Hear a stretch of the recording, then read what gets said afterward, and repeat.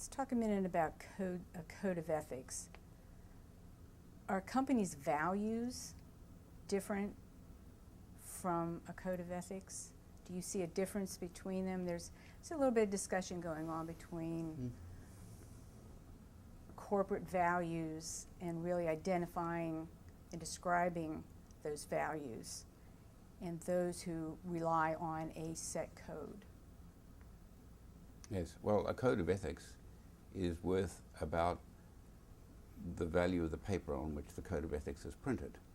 Okay. Even assuming that the code of ethics that piece of paper has been put up on the wall. What it really matters is behaviors. And behaviors are driven by the DNA of the organization.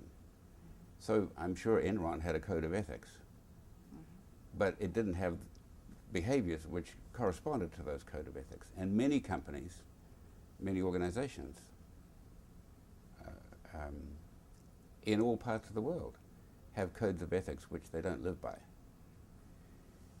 Values more describe the DNA of the organization and the guiding principles that will drive behaviors. But even then, not all companies which have a list of values live by those values.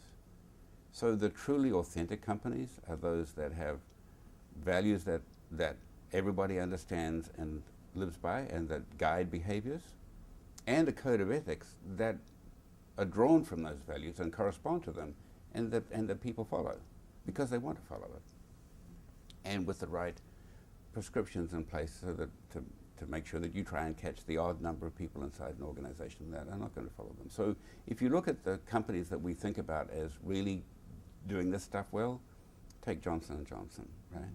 They have a credo. It's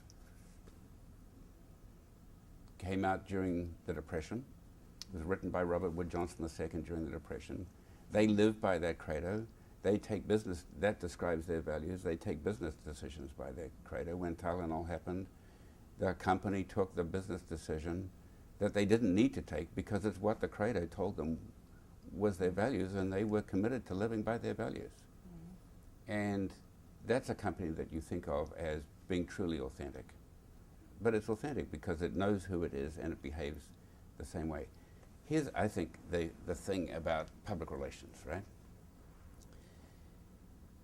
There's a lot of the term public relations and the description of the profession has become an ugly term.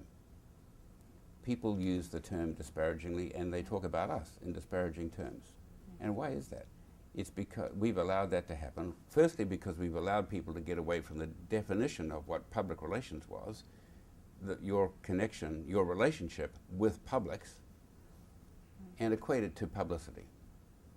We should never have allowed that to happen, right? But then, inside the profession, if you can call it that, we've let people do bad things. And we've let them get away with it. And we haven't called them on the carpet. And we haven't stood up for ourselves.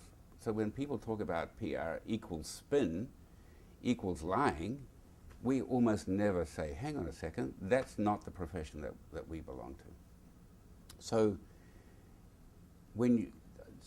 so from that, I think that as a profession, we need to stand up more for who we are and what we do and the value that we bring. And when you think about Arthur Page, he represented those sorts of values.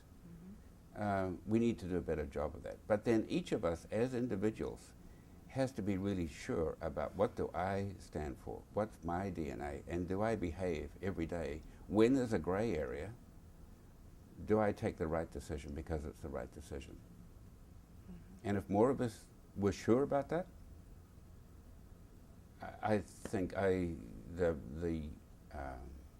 reputation of the profession that we serve would be much higher than it is today. And we have an opportunity to turn it around, but it requires each of us to take the challenge.